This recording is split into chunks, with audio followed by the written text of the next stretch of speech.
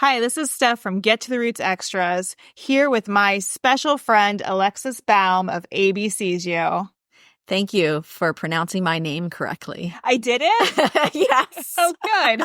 Few people do, and so I really appreciate that. What is the way that you tell people how to remember how to pronounce it correctly? Oh, yeah. The latest version was just take a bow. So it's like Baum, not bomb. But I'm also okay with people saying bomb because they usually do. But it's just really a pleasant surprise when someone says it correctly with no prompting. Oh, hooray. I love that. I completely forgot that bomb was a word. Let's not put it into people's minds now. So it's a balmy day. Let me put some lip balm on my lips and continue. So Alexis Baum, she does ABC's U, which started on Radio St. Pete. ABC's U, what is this podcast? What is your goal with creating this for listeners? Okay, so it didn't start with a huge ambition yet. It's sort of like many cool things. It just started organically and unexpectedly. But ABC's U is a show that really just impromptu interviews people when they least expect it and is aiming at just grabbing people in the raw and putting a spotlight, sometimes I call it an audio spotlight, on their unique and interesting story, whatever that might be in the moment. And so it started as just an experiment for me to play with the audio medium. And, the first episode ever, which I still don't have up online now because it aired on Radio St. Pete originally. And then once live radio is done, it's done. But that first episode, I think it was back in October of, it must be 2022 now. I think it's like 2 years ago. It seems crazy. I'm like, could that actually be right? I think it is. I think you're right. Yeah.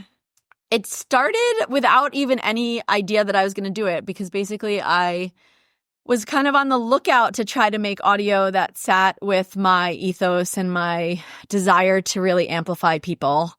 And I happened to have just been at a yoga class and then was headed for a good coffee in St. Pete and was just sitting at a cafe in St. Pete outside having a coffee.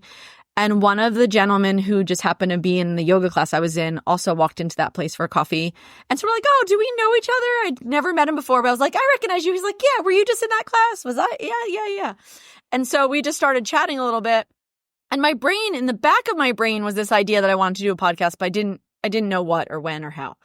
And then, yeah, we were just chatting, like chit chat. We didn't know each other before that. In fact, I don't even know if I remember his name now, but we were talking about things. And at one point he just goes, oh, I'm really into Florida rivers and like saving our Florida rivers.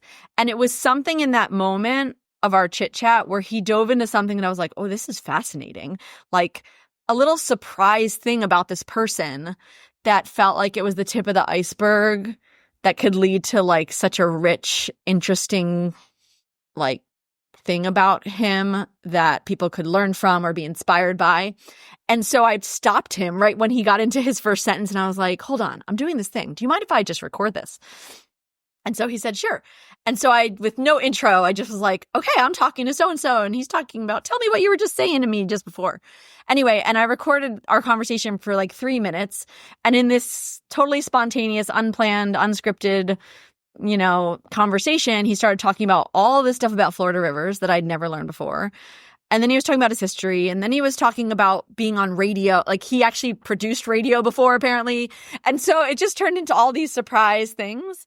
And yeah, and I think the whole recording was about 3 minutes. And I flicked it over to Joe Bordeaux, who, was the station owner, chairman of the board at the time, who had inspired me just to use my phone to record stuff and try stuff. And that was it. I sent it to him and I was like, here you go. Would this work? And he's like, sure, we can play that. And he added within less than 24 hours, he added some music to it and threw it on the radio. And he's like, it'll play at noon tomorrow. And I'm like, okay. And I listened and was like, oh my God, this is magic. It sounded cleaned up and like amazing. And so that was the chance that I found to just like do that without any stress or burden to it.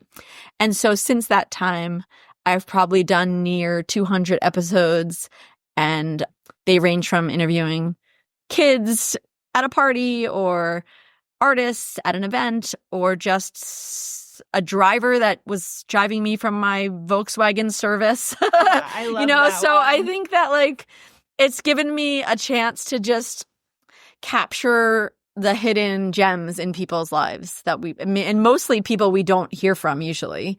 So a lot of people that I've interviewed have never been on the radio before, and I put them on with zero warning because I don't want them to be stressed or planned. And so that's also a big part of it. And I then also capture somewhere in, I don't know, after I'd done maybe 20 episodes, Joe was like, you need an image to put with the episode. And I'm like, oh, okay, because this is how I guess it works. And so I just started taking Wi-Fi's, as I guess they're called, of me and the other person to put with the episode. Oh, like a wee selfie. Yeah. I thought you meant like waifu. And I was like, this is taking an interesting turn. Okay, so you're taking Wi-Fi. The kids call them Wi-Fi's. It's a new term I learned. And every once in a while when I'm taking the Wi-Fi or about to take the Wi-Fi, someone goes, oh, I can take the photo for you. And I'm like, no. It's meant to be that captured in that way, even if it's not the perfect framing or angle, because it also just continues to reinforce the rawness and the realness of what we're doing there. So it doesn't get edited. It doesn't get scripted. Like I said, it doesn't get planned. I don't even know what I'm going to talk about when I start. So. Well, that's so wonderful. So the way I see it, your show, I've thought about it a lot recently. You kind of are like doing street interviews as like you would see on sometimes social media platforms, but originally late night television. But the difference is instead of trying to pull one over on people, you do these street interviews and you have people open up about sometimes their truest passions, a lot of times their truest passions. And if not that, something that they're really involved in right now. And you capture that moment.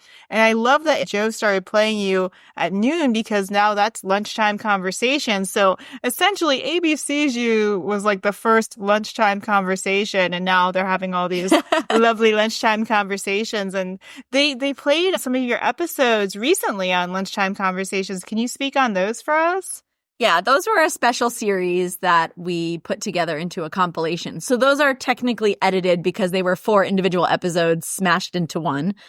And so there's like quick cuts to cut out my intro of each one so it doesn't get monotonous. But other than that, they're not really edited. And those were a series I did while overseas in my other homeland of Australia. And I've been traveling a lot back and forth there these days. And as one does, I lived in Australia for 10 years. So as one does when you reconnect back with a place you've lived in for a while, I'm reuniting with friends and colleagues and people that I haven't seen in a while. And so I'm taking the opportunity to not just do ABC's use of people that I meet on the street that I've never met before, but also of longtime friends and favorite people. But what's beautiful is that even those longtime friends and favorite people episodes are still about whatever the moment entails. They're not like necessarily a catalog of everything about our relationship together or our history or what this person does or who they are. It's just one episode is actually with a friend, Amy, about fruit roll-ups because she was eating one in the car. And so it turns into a whole episode about the history of fruit roll-ups. And so and that's nothing about her profession or like anything that she would share if I asked her to give me her bio, but it's very much what was present for us at that time. So yeah, that compilation gets a little silly because I am with some dear friends. And so it becomes sometimes an interview of me and not of them even because they feel the liberty to just have a bit of a conversation. But that one they turned the mirror of AB back on AB herself. Yes, exactly. But yeah, it was a good series. And I think you'll hear more of a mixture from various continents and countries because I'm back to my nomadic travel self. And therefore, I'm likely just to do them here and there and everywhere.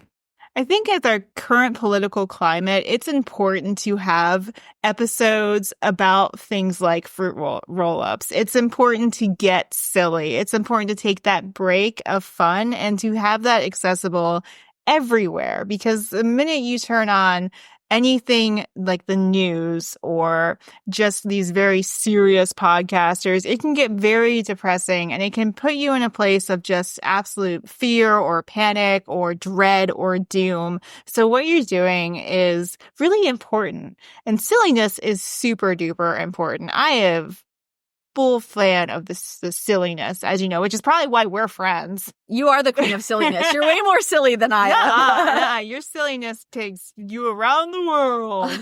But I do love what you're saying, and I've not really thought about that as deeply as you have, but I will say I'm a podcast junkie, which is why I've always aspired to use the medium myself a little bit.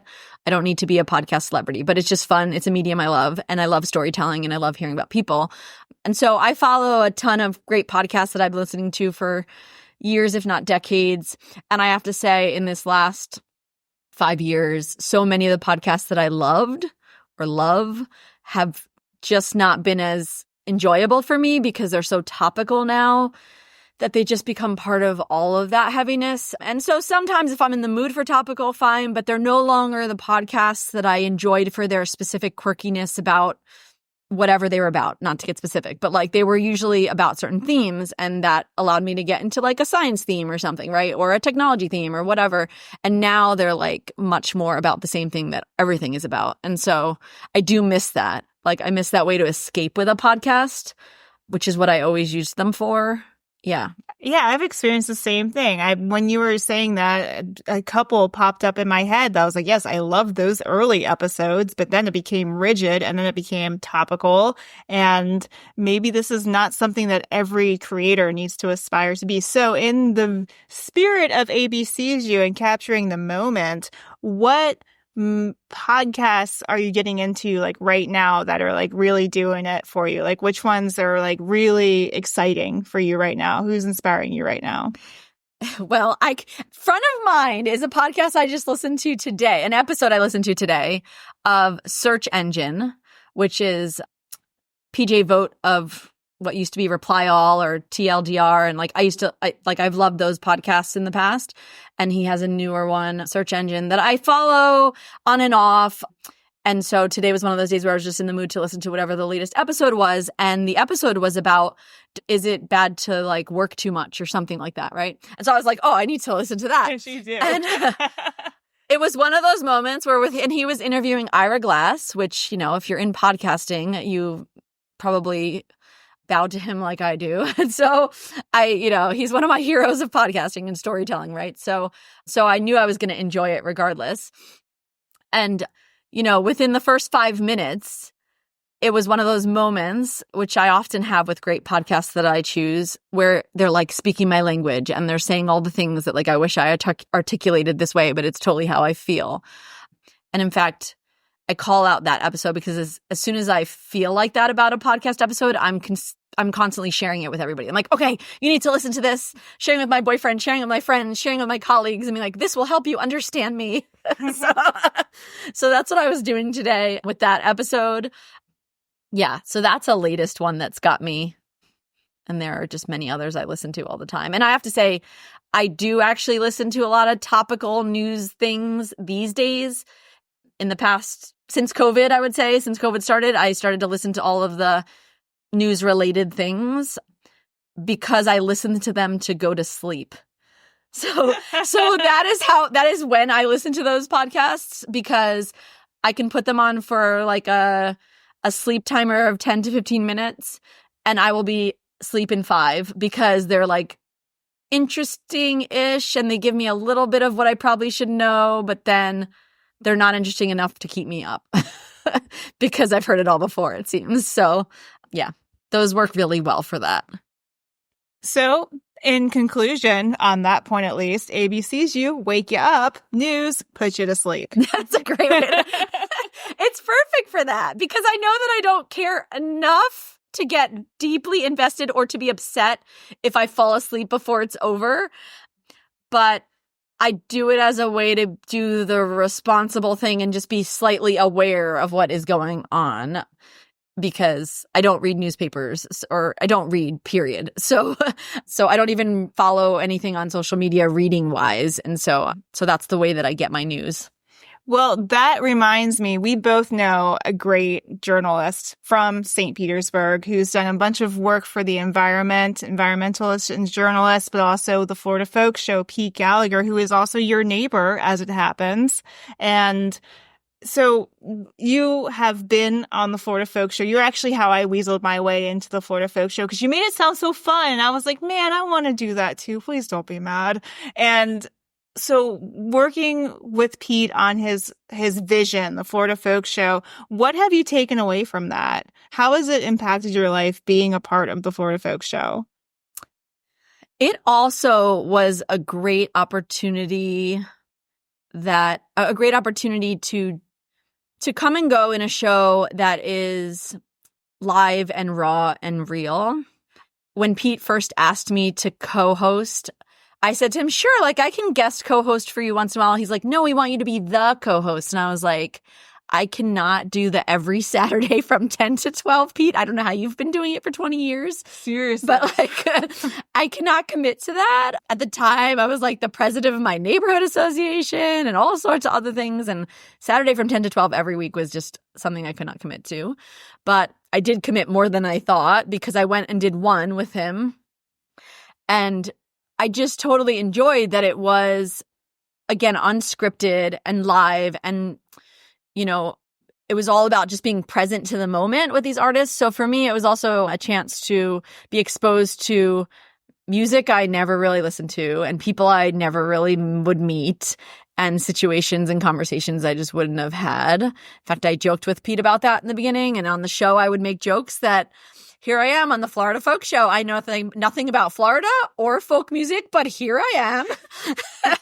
I'm like the Jersey Jew who's like here with a whole bunch of old white guys, and I'm just going to try to like figure out what to say or do. And so I think I added like a completely different angle to the conversation. And so I became maybe just a humorous addition. And so it just let me be me and not apologize for that, but also just be exposed to a whole genre of things that I just wouldn't have the chance to. So I've really enjoyed it for that.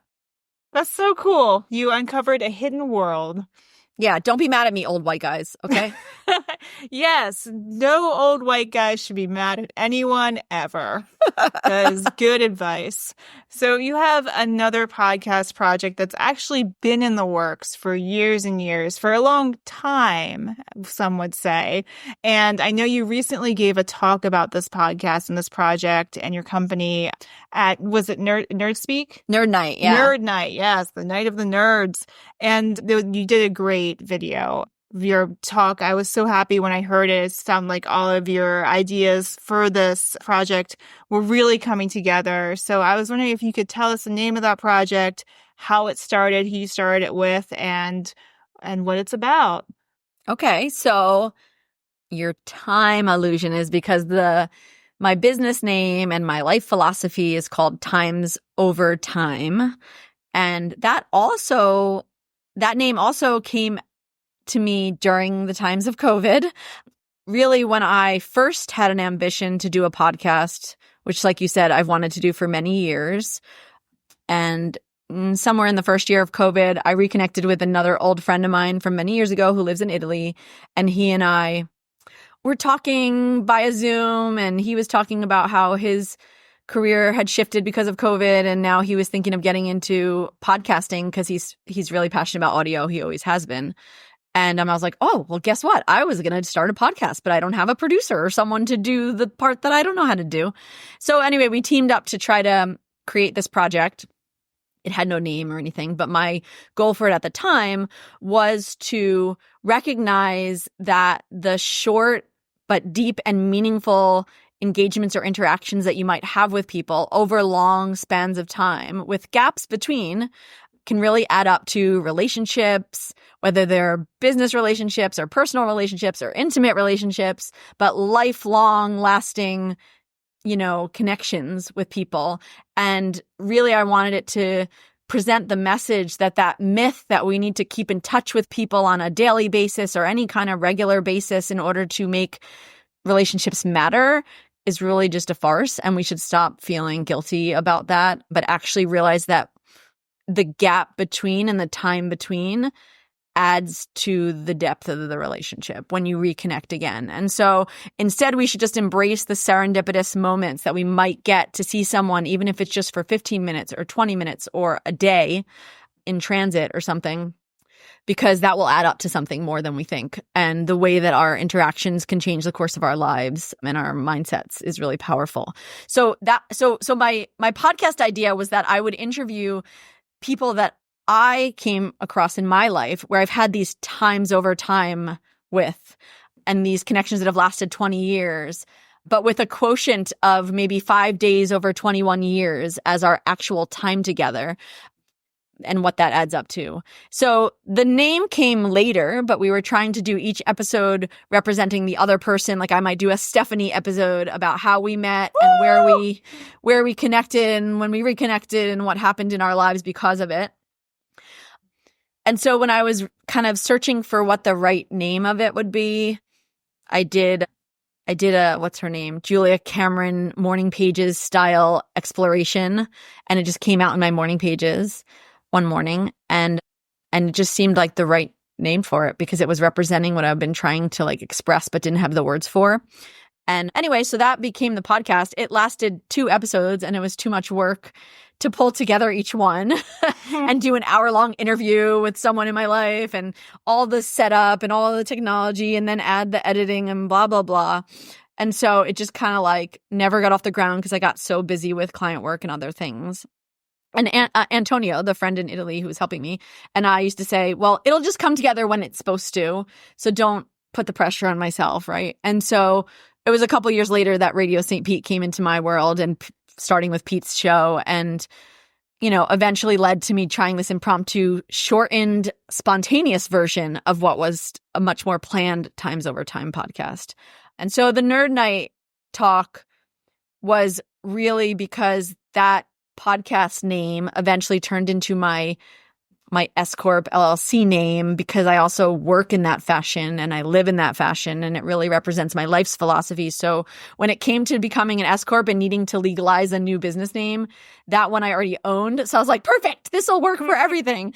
And so in a pinch, it turned out to become my business name, but it actually stands up the test of time. It's very classic for me and appropriate for how I work with all kinds of people and how I intervene with my clients and organizations that I work with. So yeah, it's become a life's philosophy. And so at Nerd Night, I wanted to give people the experience of Times Over Time by having a time with them, people that I didn't know or did know. And it was the first time I spoke publicly about what I believe in and what I live. And I think it was received pretty well. It was very nerve-wracking to try to pull together a kind of 15-minute, and I'm doing air quotes, but like presentation-ish sort of thing, because I'm not really a presenter. I'm much more of a facilitator and a conversationalist. So it was weird to be standing up on stage talking at people. So I knew I had to kind of do the Nerd Night in a way that would engage them in the situation and the conversation, and created a shared time over time. So I'll leave that to the mystery of what I did in that 15 minutes. Mm-hmm. But yeah, it was great for me to be able to like share it with the world. And that's what I hope I'll get to do more of. I have 2 more questions for you. Okay. So the penultimate question, and that penultimate, I'm saying that because that is Tim Valley of the Florida Folk Show's favorite word, or at least one of them. Question is, so in either the Times Over Times work or ABC's You work, or just Radio St. Pete, Florida Folk Show, or your digital nomad traveling, what is the one thing that you've learned through doing this stuff that's impacted your life the most? What is the most meaningful thing that you've brought away from having these conversations or these times? Ooh, good question. Thank you. I just thought of it now. I think I would say the thing that, I don't know if it's that I brought it away or I've just been more crystal clear about it, is how valuable just sheer presence is, and how that is enough, if not more than enough. And so my principles on all the things you're talking about was to remove the burden or the layer of planning, of perfectionism. I sometimes call myself a recovering perfectionist because I very much have been a perfectionist most of my life. And in my adult years, I've really, in the last decade or two, I've really done a lot of my own personal development to overcome that thing that voice in my head that's going like, is this how you planned it? And like, are you getting it right? That kind of thing. So to revolt against that voice, I go the opposite extreme, and I will refuse to plan, and I will refuse to refine and edit and tweak and perfect something. And actually, it's just so beautiful to relieve yourself of that and to realize the beauty in just the rawness and the presence and the realness of just being right now present with you and whatever comes up. And if I say the word like, who cares? Or if I laugh while you're talking and you're not supposed to talk while someone else is talking on radio, like who cares? Or whatever. And to just be in this moment, having this moment without the burden of all the work before this moment and all the work after this moment to make this moment accessible to people. That's huge. I think if we can get to that place, and technology and AI and all these things are helping us get closer to that place, honestly, then we can just do the human part of it, which is just to have this conversation that you can't do any other way and to be present to each other. And that's like the most beautiful thing. That is awesome. So that actually relates to my final question. This is the question I end all of my Get to the Roots extras with. It was, if you could give a message to every single person in the world and they had to listen to it, they could understand you, and they had to even comprehend it, what would be the message that you would just give everyone to the world? And it can be like a multi-part message. It can be a short message. It can be a long message. Just what would you tell everyone if you had the opportunity to tell them? I would tell them, just only do things that you're really in love with. Or be in love with the things you're doing. Like love the one you're with kind of thing. Like be in love with whatever you're doing in that moment. And I guess like allow yourself to be obsessed with it, but also remember that none of it actually matters. Like it all matters and it doesn't matter at all in the end. So whatever that means for you, I think go with that. That is awesome. So we have been chatting with Alexis Baum of ABC's You, available now on Podbean, available in the Tampa Bay Podcast Archives on the RadioSt.Pete.com website. I think it's under audio/blogs, but I hope that's changing soon. Also, soon to be available on Spotify, available soon on Apple Podcasts, and you're going to be everywhere podcasts are streamed. Yes? Yeah, and I mean, the easiest way now, because wherever I end up, it'll still point you there, is abcsu.com. And then I'll be sure to redirect you to wherever you can find more stuff if you go to that domain. And that's spelled A as in apple, B as in Bravo, C's as in SEESYOU.com. Thank you so much again.